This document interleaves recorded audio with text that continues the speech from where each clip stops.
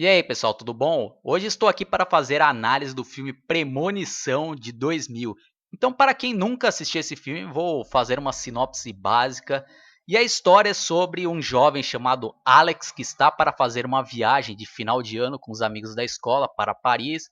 E enquanto ele está lá se preparando dentro do avião, ele acaba tendo uma visão de que o avião acaba sofrendo um acidente logo após a decolagem, acaba explodindo e pegando fogo, matando todo mundo, inclusive ele mesmo. E depois ele acaba acordando, né? E percebe que aquilo lá foi uma visão, né, uma espécie de uma premonição. E ele fica ainda mais assustado que alguns fatos aí antes do acidente acabam se repetindo aí, né? Então ele tem a certeza que esse acidente aí vai acontecer e ele acaba tendo um ataque lá dentro, né, gritando que para todo mundo fugir, porque o avião ia pegar fogo, ia explodir, e ele acaba arrumando confusão com um amigo dele de classe, e os dois acabam quase saindo na porrada e são expulsos do voo, e alguns colegas acabam saindo lá com medo, e depois, quando eles já estavam lá fora, né, e perderam o voo, eles acabam constatando que o avião realmente depois acaba explodindo lá e matando todo mundo que estava lá dentro, né? Então o filme é isso daí, né? Ele acaba jogando aí e fazendo várias perguntas para quem está assistindo, né? Se todo mundo já tem o dia certo para morrer, se o destino já está traçado e o que aconteceria caso alguém tentasse mudar o destino, né? Principalmente o dia da morte, né? Então é um filme bem interessante aí para quem gosta desse estilo aí mais de suspense e também com mortes aí até violentas. É um bom filme aí. Recomendo vocês assistirem que vale a pena, né? Já dou a minha nota aqui, para mim a nota máxima, nota 10. Acho que pelo que o filme se propôs a fazer, eu acho que ele foi perfeito. Não tenho o que criticar desse filme aí, muito bom. Tanto que foi um grande sucesso de bilheteria e rendeu várias outras sequências que, quem sabe, mais pra frente aí eu farei análise dos outros filmes. Mas é basicamente isso daí, né? A história do primeiro filme. Então, agora, para quem não assistiu esse filme, eu recomendo que vocês parem por aqui, porque eu vou começar a dar alguns spoilers e analisar um pouco mais aí esse filme mais detalhadamente, né, e comentando algumas cenas aí. Beleza, pessoal? Então, é isso daí.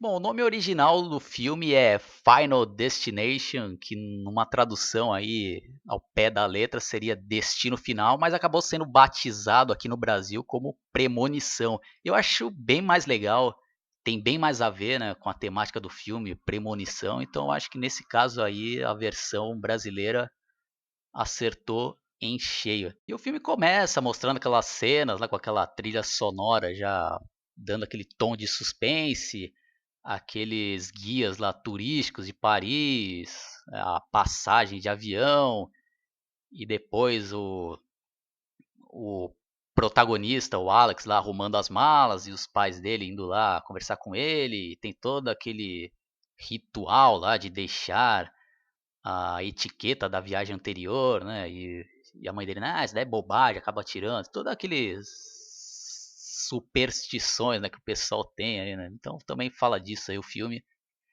E depois, quando ele já tá lá no aeroporto, vem aqueles caras lá, tipo Hare Krishna, lá, entregar panfleto pra ele lá, dizendo que a morte não é o final de tudo. E já vai a professora lá dar uma bronca no cara, tenta expulsar. E já vai dando aí vários sinais aí de que algo ruim estaria por vir, né, no filme. Aí somos apresentados aí a outros personagens, os irmãos lá, que era amigo desse Alex, que o pai dele deixa dinheiro com ele. Não vou ficar falando nos mínimos detalhes aqui, como eu costumo dizer, né? Vou tentar dar uma resumida. E depois já temos aquela cena lá que eu até narrei aí na sinopse básica, que ele já estava dentro do avião e vem aquelas gostosas lá, pedir pra trocar o lugar com um amigo dele, aí o amigo dele arruma uma desculpa, né, porque não quer trocar o lugar pra ir junto com uma das garotas, né? E as minas vai lá tentar falar com Alex pra ver se troca, né, de lugar e o bobão vai lá e acaba trocando e acaba sentando ele e o amigo do lado lá, né, durante a viagem. E ele acaba puxando também lá aqueles pininhos lá que prende tipo uma bandeja lá pra colocar copo, né, as refeições lá, né, durante o voo, e aquele pininho solta da mão dele. E é um detalhe aí que é legal, né? Porque depois, né, quando ele tem todas aquelas visões lá do acidente, ele acaba acordando e a gente mesmo, né, quando estamos assistindo o filme pela primeira vez, a gente até então a gente não sabe que é uma visão que ele está tendo, né? E ele acaba acordando naquele exato momento que as duas garotas vão lá pedir para ele trocar de assento com elas, né? Então ele já começa a relembrar, né? Tipo um déjà vu que ele tem ali, né? Então ele vai lá, né, do lado do amigo dele e ele puxa o pininho lá e o pininho acaba soltando, né? Como soltou naquela premonição que ele teve, né? Então ele acaba entrando em pânico, né? Fazendo aquele escândalo todo, como eu já falei aí, e eles são retirados lá de dentro do avião. E a confusão continua, já lá no lado de fora, tanto que dois professores tiveram que sair lá para tentar apaziguar, e devido a toda essa confusão, os responsáveis lá não queriam deixar mais ninguém voltar para o avião, né, incluindo os dois professores. E a professora lá acaba insistindo, não, a gente não pode deixar nossos alunos viajar sozinhos para a França, né? E insiste lá e o cara fala, ah, então só pode entrar um, né? Aí fica aquele dilema, né? Se entra o professor, que era um especialista lá em francês, né? Ou a professora lá, né? Então fica jogando pro outro, né? Ah, não, eu fico aqui com eles, né? Pra falar com os pais, né? E resumindo, né? Quem acaba entrando lá no avião é o professor de francês, né? A pedido da professora lá, né? E a confusão continua lá, né? Até que quando o avião decola lá, acaba explodindo lá. Os vidros acabam arrebentando tudo lá. E eu, infelizmente, tenho uma experiência aí nada agradável que, ao rever esse filme, me voltou à mente, né? Que, para quem lembra, aí o ano passado tivemos aquele acidente, né, com o Eduardo Campos, que era candidato à presidência da República.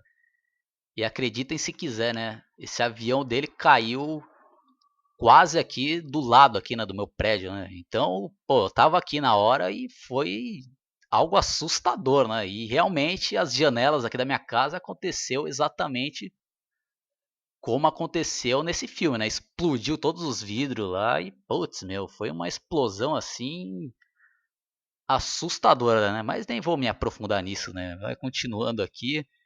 Aí depois, né, fica todo aquele drama, né? Imagine, né, como ficaria o psicológico dessas pessoas que acabaram escapando da morte. E também temos aquele drama que aquela professora acaba vivendo, né? Porque ela acaba se culpando, né? Que ela que acabou colocando o professor lá de francês, né? Que ela acaba, né, colocando na cabeça que era ela que tinha que estar lá dentro e não o professor de francês. E em seguida temos já aquele interrogatório do FBI com sobreviventes lá, e principalmente o Alex, né, acaba se tornando um dos suspeitos lá, né, e eles acabam perguntando, pô, por que você estava fazendo aquele escândalo todo, como que você sabia que o avião ia explodir, e ele acaba contando lá que teve visões e tal, né, e querendo ou não, o cara acaba se tornando um suspeito, né, de ser um terrorista, né, um possível terrorista. Então isso que também é o legal aí da história, né, do filme. Também temos o romance do Alex com a Clear, né, que ele nem conhecia direito, né, acabou se aproximando mais por causa desse acidente. Ela acabou, né, saindo lá do avião por causa do escândalo que ele fez, que ela acabou acreditando nele, né? Então é a única que ainda agradeceu ele lá por ter salvado a vida deles, enquanto os outros aí acabavam ficando com uma desconfiança dele, né? Se ele tinha algo a ver com o acidente, ou se ele era um paranormal, e todo mundo acabou ficando com medo dele. principalmente aquela professora, né, que quando eles vão lá no memorial, né, das vítimas do acidente, a professora lá fala, não se aproxima de mim, né, você me dá medo, né. É complicado, né, complicado. E por isso que eu digo aí, eu acho que a história é muito bem bolada, é o roteiro muito bem feito. E a partir daí a gente vai vendo aí quais são as consequências, né, desse pessoal ter escapado desse acidente, né? Então, o amigo lá do Alex é a primeira vítima da morte, né? Que na verdade a gente acaba descobrindo que eles só adiaram ali, né? Porque já estava no destino deles morrerem naquele acidente, né? Então, por causa daquela premonição lá do Alex, eles acabaram enganando a morte, né? Mas a morte está voltando aí para completar o serviço, né? E o primeiro a se fuder lá é o amigo do Alex, né? O Todd, né? Que ele estava lá fazendo um barro, né? E acaba acontecendo um vazamento no cano da privada e a água começa a dar uma andada lá pelo chão. E acho algo aí bem interessante nessa cena é que vai dando vários indícios aí que a morte pode ser de um jeito, mas acaba sendo de outro, né? Então ele está lá fazendo a barba, ele acaba se cortando, né? Depois ele está com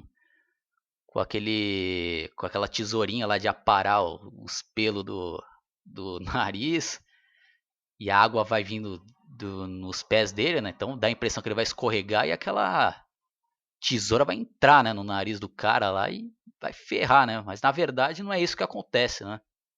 Depois ele acaba escorregando lá na água e se a acho que a torneirinha lá, né, do chuveiro lá enrosca no pescoço do cara e ele acaba caindo na banheira lá e acaba sendo sufocado, né?